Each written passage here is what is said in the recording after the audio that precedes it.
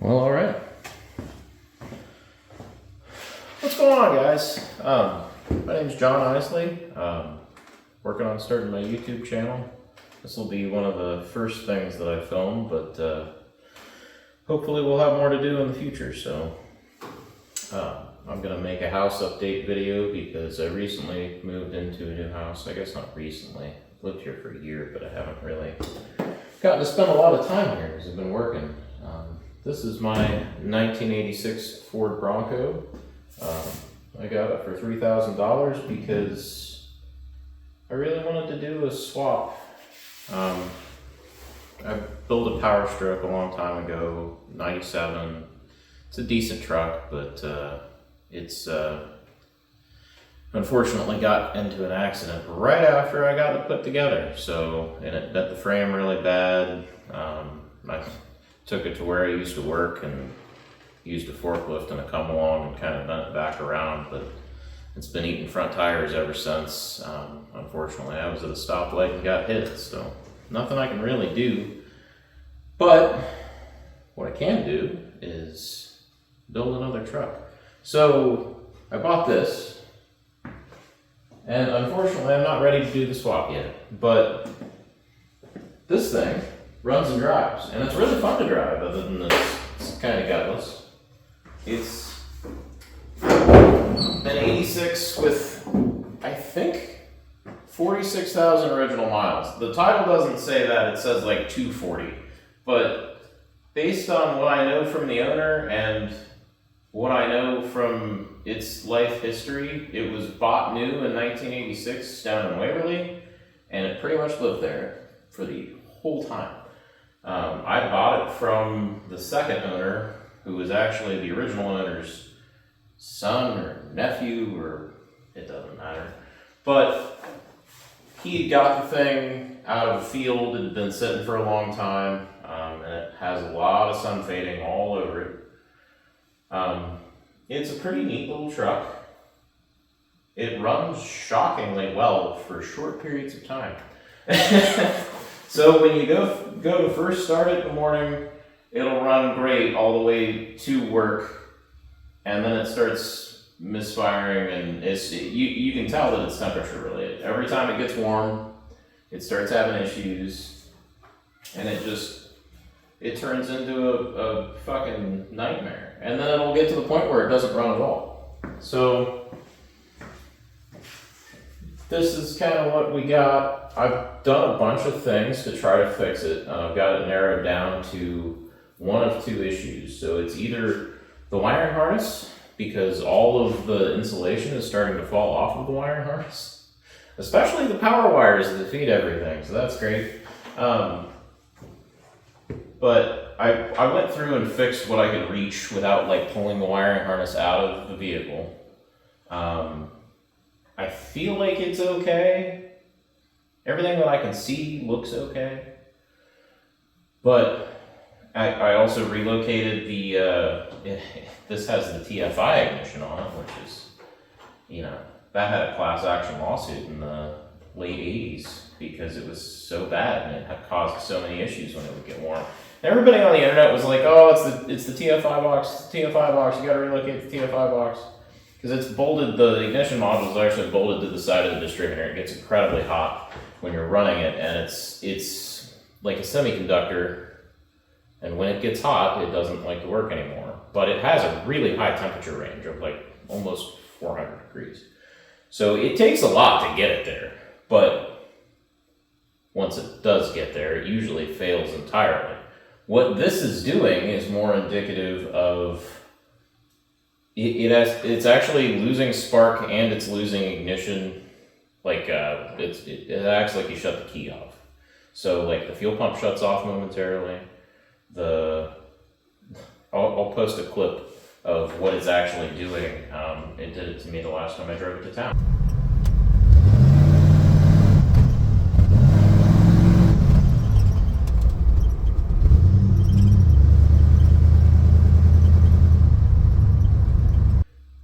But it's been getting worse over the years that I've had it. And all I'm trying to do is just make it run and drive because it has air conditioning, it drives it goes down the road beautifully. I mean, like, if it wasn't for this issue, I would drive it everywhere. But because it has this issue, I can't drive it anywhere because it just dies and leaves me stranded. So this is what we got. I have an idea though. So my thought is,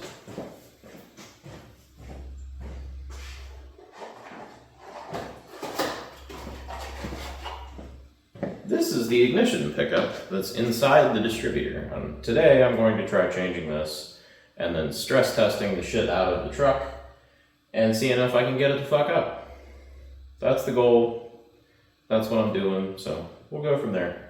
I'm still new to talking on camera. I'm gonna work on getting better. I'm gonna do a lot of it, hopefully a lot of it really soon, but I work a 10-hour job that's an hour from my home, and I don't have a lot of time to do what I want to do, so there will be short clips, and I'll be filming a lot over the next, hopefully the rest of the year, and just try to make clips and videos that I can put together for you guys, and try to educate people a little bit.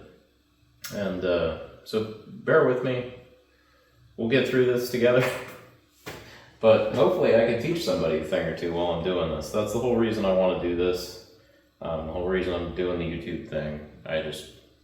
I know a lot, and I've learned a lot, and I really want to put that knowledge to some practical application. So let's get after it. Alright, I got you guys on a little tripod. We're going to see how this works. The first step is to get to the distributor, which is right here. This is a small block Ford. It's 302. 86 was the second year for fuel injection. So this is a pretty early system, and as you can see, it's not very well optimized. The airbox is sitting right on top of the valve cover. It's basically just a hot air machine. It does have an induction tube that comes all the way to the front of the truck, but of course it has a broken elbow on it because it's 40-year-old plastic. So the first step, I'm going to pull these tubes off that I never really tighten the hose clamps on anymore. Kind of tighten them up out of the way somewhere. If I can get them to steady. And then I'm going to unplug. This is the idle air control motor. I'm going to unplug it, get it out of the way, and then pop the distributor cap itself off. I don't know exactly what I need to take apart to get to these points. I may end up having to pull the whole distributor out, so we're just going to have to kind of get into it here and see what it looks like. Get the distributor cap out of the way, and I'll try to get you guys moved to where you can see what the hell I'm actually doing.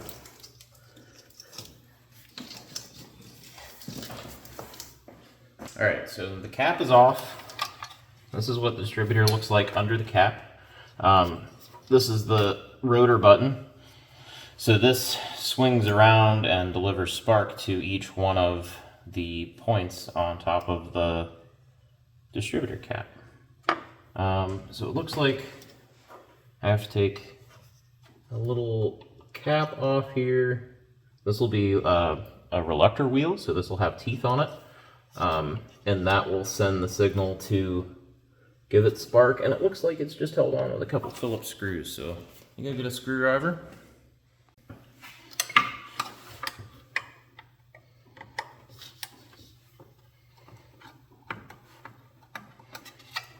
If you hear my cats meowing like they're dying, it's because they want to come out in the garage and hang out, but I don't want them out here right this second because there's lots of fumes and dangerous things with this fucking big ugly turd in the garage. Okay, so now I should be able to pull the reluctor wheel off, and it is toothed so it only goes on one way, but as you can see it's got 8 different teeth that stick up on it, and what those teeth do is they pass through this magnetic pickup right here. It's actually hard to demonstrate because it is actually a really strong magnet. And then this is actually a Hall sensor, so it's got a little magnet built into it, but it's not a VR sensor. So a VR sensor is unpowered, and when it is interrupted, it will send a pulse of electricity, and it can be, I forget what the voltage ranges is for the voltage range is for VR sensors, but it's not a consistent signal. But what this is a Hall signal, so this will produce a square wave. But in doing that, it has 3 wires instead of 2. So one of these is going to be power, one of these is going to be signal ground, and then one of these is going to be the signal wire. And I don't know what order they're in. The hardest part is, so this sits inside the distributor here, and then there's 3 wires that come up through the bottom of the distributor. Those are these 3 wires right here that go over to my TFI relocator. And it's just a little sub harness that I made. But getting those plugged in with the distributor in location is a fucking nightmare. So I may be fighting with this for a little while to get that to come apart. The other issue here is I don't see how the I think the whole distributor's got to come out of this thing. That really sucks. So there's a flat plate that reluctor wheel bolts to, and it looks like that don't come off. So the only way to get it out would be to pull the distributor, take the gear off the bottom of the distributor, and then that shaft will come all the way up and out the bottom of the distributor. Actually, out the top. Yeah. The gear will come off the bottom. You'll push it up from the bottom, and it'll come out the top. But yeah, so that's kind of a bummer, because like, if this wasn't built as a circle, the only thing I would need to do is just plop this down in there, screw my little bolts in or whatever. But because of the way that that's made, I've now got to pull this whole distributor out. And this is also a new distributor, by the way. This is I think I got it from AutoZone. I bought a new distributor. It came with a TFI module on it. Immediately after putting the distributor in, I think that same day, I had the same, ran the snot out of the thing and had the exact same issue that I've been having with it. This is kind of a last-ditch effort, because if it isn't this part, then it's the wiring harness, like it has to be. It's just rubbing power in there somewhere, and shorting out occasionally when it gets hot. But I have read, a lot of people have said that these pickups have gone bad on them, and even brand new cheapo distributors, which is exactly what this is, they've had issues with. So we're gonna go through the effort of changing this and give it a shot, but I don't have high hopes, let me tell you. After all the failures I've had with this thing, I don't have high hopes at all. All right, going freehand mode here.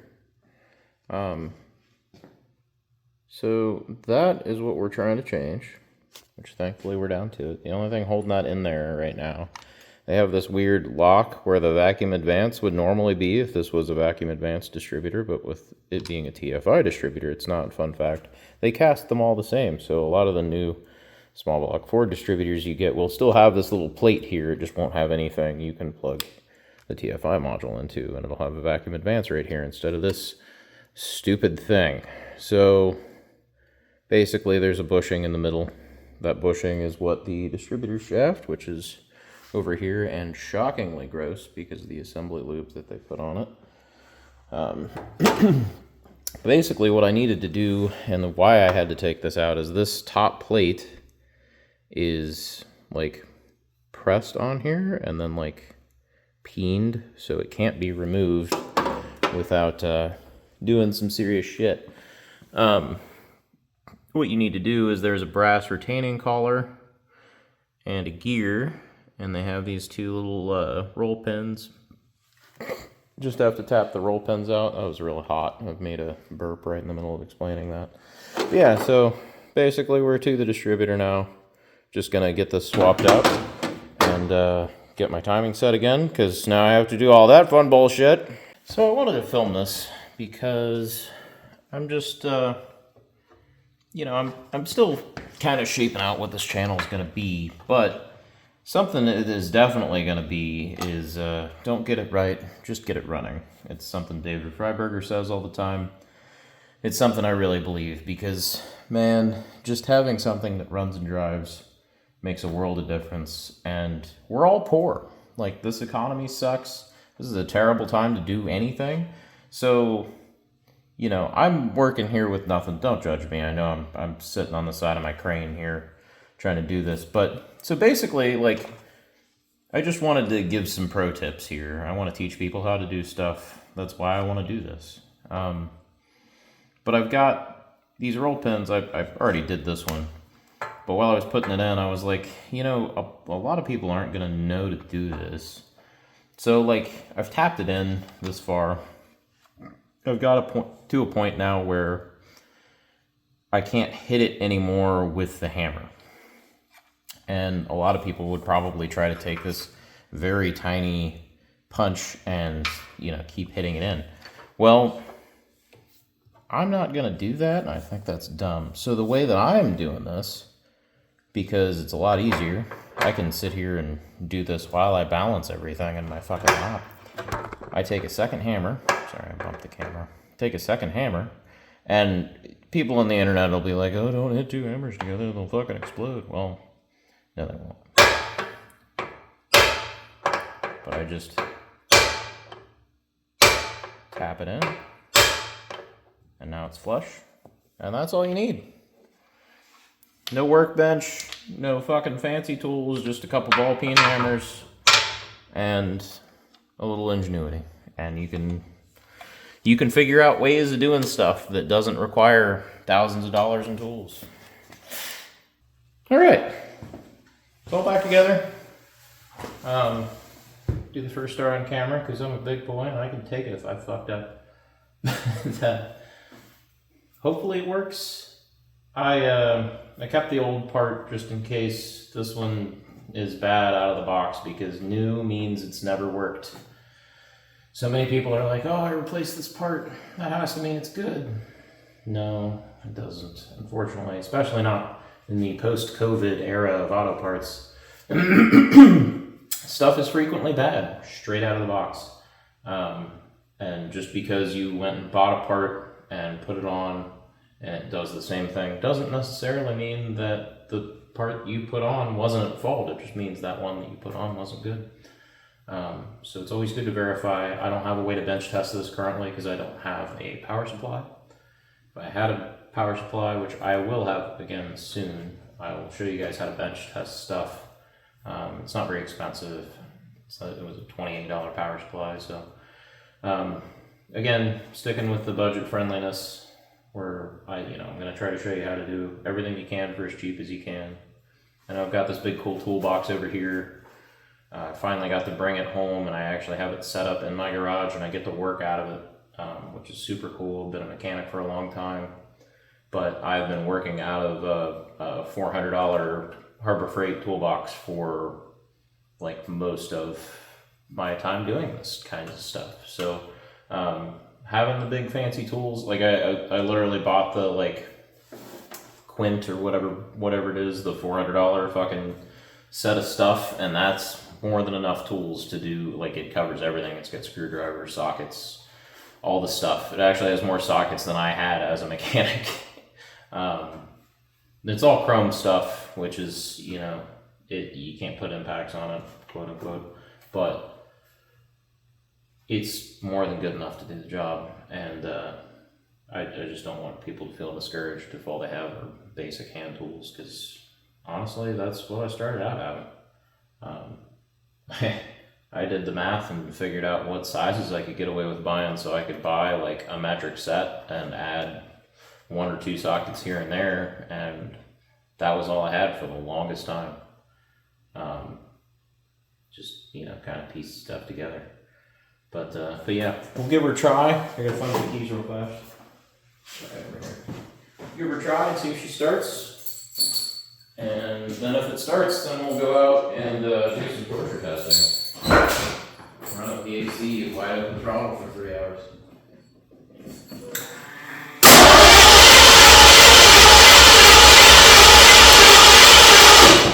Oh no, it doesn't work. Okay. Well, now I gotta figure out what's unhooked or what doesn't jive. Interesting.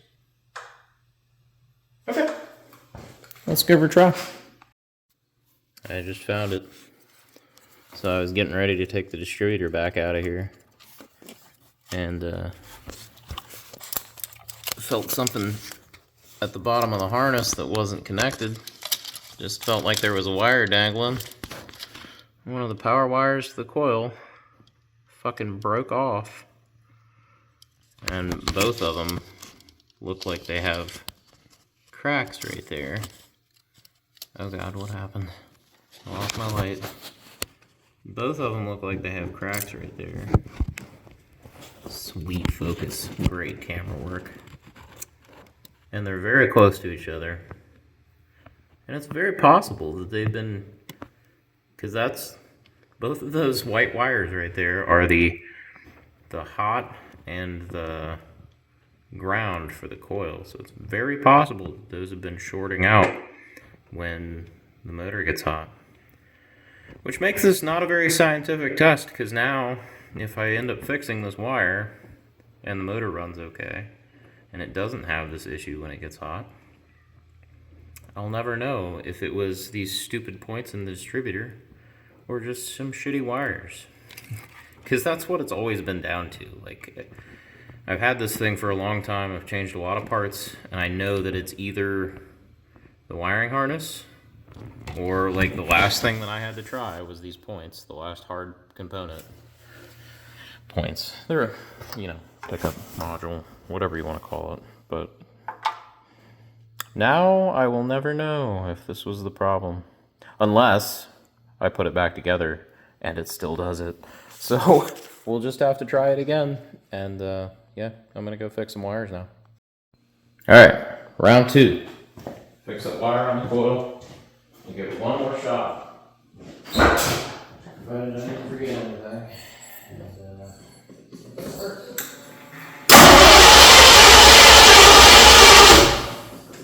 Still no working. Oh, you know why? I think the rotor button's on it. Nope, it's right here.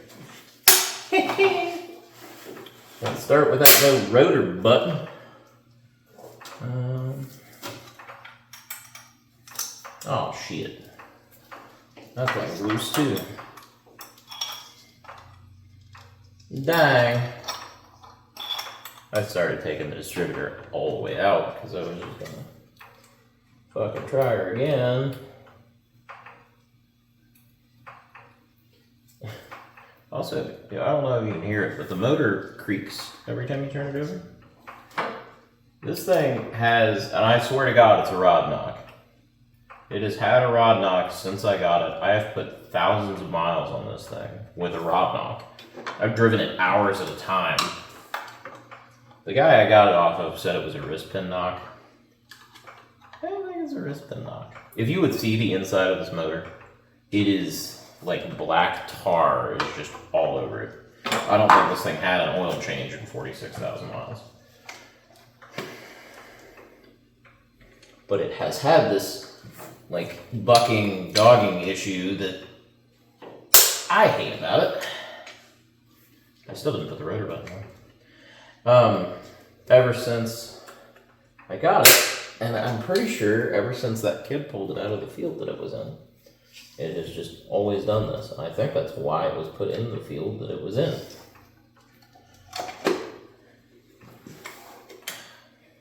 That back distributor strap, it's just a bear.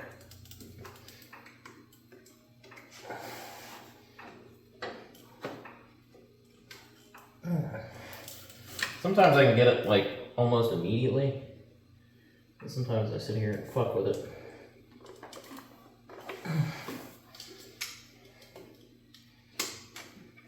Also, I cuss a lot, just by nature.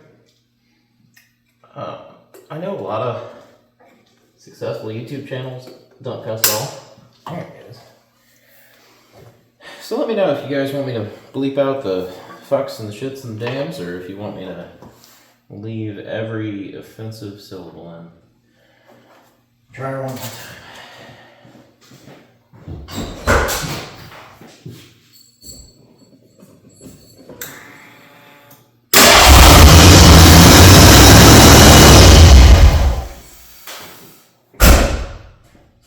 Word.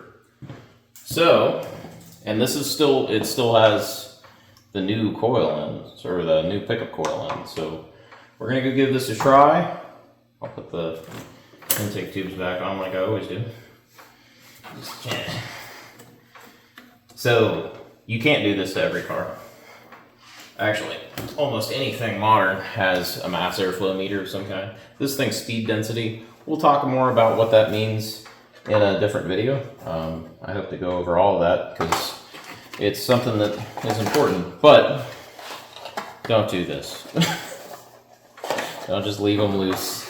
I always leave these ones loose because I pull them off and work on this fucking thing so much, and it's like the very first thing you have to pull off to do anything with it.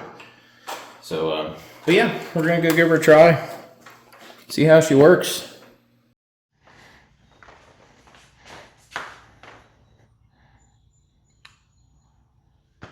All right. Well, after shoot, this thing's wobbling.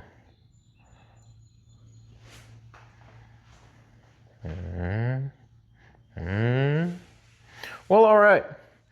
So we are back after many days and some testing and some other things. Several weeks of work. So I ran some tests on this guy and determined that that did not fix it. So all that effort was in vain, but not entirely, because we at least know that now the issue lies pretty much entirely in the wiring harness somewhere. I don't know where exactly. We're gonna do some looking, some deep diving. I may pull this thing in here like it is now and go through it. It's unfortunate because it involves pulling, I'll have to pull the intake off, I'll have to pull, I mean, the better half of the top of the motor off, really, to get to the wiring harness in its entirety and actually dive into it and see if we can find the root cause of this issue. But what I did learn is that, I mean, we at least know that the entirety, that was awesome, I made a burp in the middle of it. We at least know that the entirety of the engine control systems are in good working order, and that everything's doing its job. We know it's not the ECU because I've put two different computers in it. We know it's not the TFI because I've relocated it and done temperature tests on it. We know it's not the distributor now because we've replaced the pickup and it's good. I've replaced the coil. Actually, did I replace the coil? Surely I replaced the coil. I did replace the coil. It has a, still has the original condenser for the coil on there. So that might be worth throwing in. But the way it acts is, it acts like it's losing, like the computer is losing that square wave that the TFI module makes.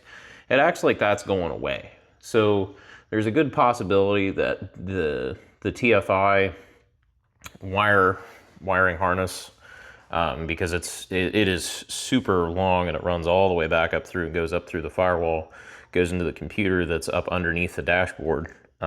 There's a good chance that that is somewhere between there and there having an issue. And because basically what it does is it kicks off the fuel pump, it kicks off the sparkulators, and it kicks off the fuel injectors themselves, and just kind of tells everything, hey, stop what you're doing because I don't see the engine rotating. and then it just comes back, and it's weird because it does it based on throttle position. It does it based on a few different things. Like you can see in that short video where it is doing the thing that it does. As soon as I let out of the throttle, it just goes back down to idle, and then it's okay. But while my foot was wide open, it like totally shut everything off. So we got some stuff we got to look at. I've thrown a lot of new parts at it. I'm doing this more out of sheer personal curiosity than I am out of necessity, because like I said, this whole powertrain is going to go away. Hell, the whole frame is going to go away. We're eventually going to build an F-250 frame for this. I've got an 87, 85, 87. I don't know. It's a bullnose gang. And it's an F-250. It was a 460 truck, beautiful truck, but unfortunately the cab's rotten out of it. I looked at putting another cab on it at one point in time, but it was just like it needed too many little things. And now I've got another F-250 frame that actually has good brakes. It has the modern brakes, which is huge because the brakes that are on the 87, they're the wedge style, and they're terrible. They have the tiny rotors. Well, and this frame has the Sterling rear end versus the Dana 60 rear end, and a little bit better gearing too, because I think that one's 410s, and I think these are either 410s or 373s, but they're probably 410s. but it's at least a little better system, a little less miles, and all the stuff on that frame works. That frame's just bent. So I'll just take and make a short, straight frame that's Bronco length, and we'll put all the good gear underneath it with the Power Stroke motor. We'll set the Bronco body on top of it. And then I'm probably actually going to take a brick nose dash, which brick nose is like, I think it's 87 to 91. We'll take a brick nose dash and put in this chassis because the bullnose dash is all cracked up, and I don't really like how the gauges look in the bullnose. I've never really been a big bullnose dash guy, but I really like the brick nose dash. I think it looks really nice. So we'll probably swap that dash out, and I can get a diesel brick nose cluster and kind of make it look like it's supposed to look with the Power Stroke in it, and have some diesel controls in there too. So we can make it look nice. I learned that I can swap the speedometers out too, because if you didn't know, the speedometer is an integral thing to making the E40D shift. If you lose your speedometer signal, suddenly the trans stops shifting, so that's fun. And that's another complication with the swap. So that's something I'm looking into. I do eventually want to put there's a company, I can't think of their name off the top of my head. I'll if I think about it, or if I have time, I'll plug them in the description. But they make adapters for 10 speeds, and one of the things that they make is they make a 10R140, which is the diesel truck 10 speed, to 7.3 Power Stroke, and I think they even make a 7.3 IDI adapter, and subsequently 6.9 adapter, because they are different bell housings. But so that'd be a really cool thing to throw behind the Power Stroke. I think I haven't seen one yet, and I think it'd be so fun to have a 10. I'm a big 10-speed guy. I think that is a fantastic trans. It works so good. Everything that I've driven that has a 10-speed in it, I'm just like, oh, it's in the right gear all the time. And Ford did some really good programming on the 10-speed. They shift nice. It's not like the Jeep 8 speeds and 9 speeds that I've driven that are just like, I don't know which gear to be in. We had a rental Cherokee Trailhawk for a while, and it was just like, it did not know what it wanted to do. So yeah, I mean, like, I think throwing the 10-speed behind the Power Stroke would be a really cool thing. I don't know what that looks like, if it needs the fucking speedometer module to work, or if it has its own trans computer and it looks at something different. But we'll tear into that. the company that makes the adapter also helps you make the 10-speed shift. So, yeah, shout out to those guys. They're really cool. They do some cool stuff. But I may work on making this thing run right in the meantime, because it will be a little bit before I can get to making that run right. So I think I may play with that.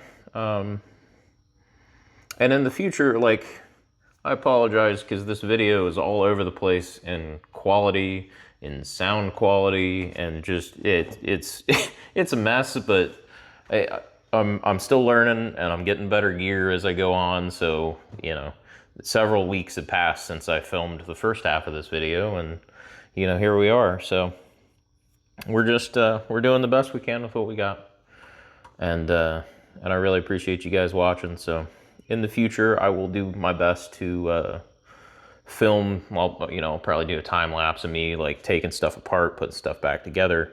I know there's a lot of jump cuts in this video, and it's kind of on the shorter side, so I apologize for that. And yeah, like I was just watching Vice Grip Garage earlier, and somebody was commenting on there like, you know, I really appreciate that I can just let my kids watch this and I don't have to worry about them cussing. So let me know what you think about the cussing, because it is a thing that I do, and, you know, I'm not going to stop, but I can bleep it out if that's what you guys prefer. I'll work on my vocabulary too, but you know, it's kind of new to me to be public facing. I kind of work by myself a lot, so we'll see how this goes. But I want some feedback. Let me know what you guys think. Leave me a comment, leave me a like, leave me a dislike if you don't like it. Just lets me know, and it helps the channel out, man. Any kind of engagement I get helps the channel out. So, and subscribe if you want to see more screwing around on this broken tired truck. We'll see if we can't get him running right. I got a lot of options that I can make this motor run right. To power this motor, I need to get a Terminator. So I've kicked around the idea of maybe just buying a Terminator, throwing it on here, because they're both small block Fords, they're both Windsor platforms. Maybe just putting the Terminator into here, so I could do a little install video of that, show you guys how easy the Terminator is and how easy they are to set up. I mean, like, this will be a little bit more work than throwing it on like an LS motor, but when I bought the Terminator for my 6-liter with the 5.3 heads that I built, I built a Chevy Colorado a while back. It had a Megasquirt on it, and I think it was maybe 40 minutes from the time I took the Terminator out of the package to the time I had the thing idling in the driveway.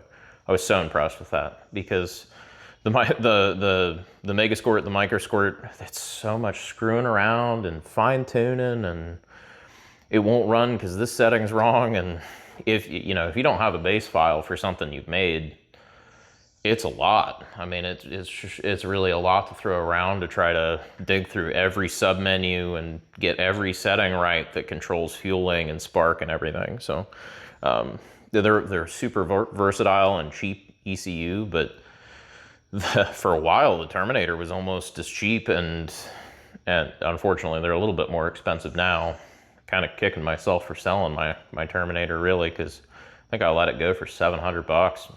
Freaking, you can't touch one for $1,200 now.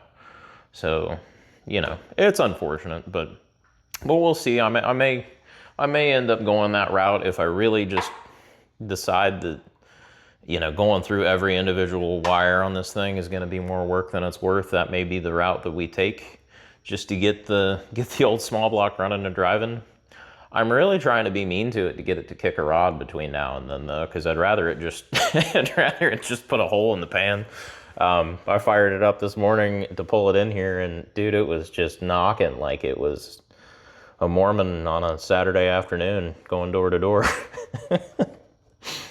It was pretty bad. So but some days it does that, and it's never failed. It's never like let me down or left me stranded because of a mechanical issue. It's always been, oh, it got too hot. Well, that's fine. Just let it sit for 4 or 5 hours and come back to it, and it fires right up, and you drive it on the trailer or drive it the rest of the way home. It's pretty ridiculous. So we'll see what we can't make it do.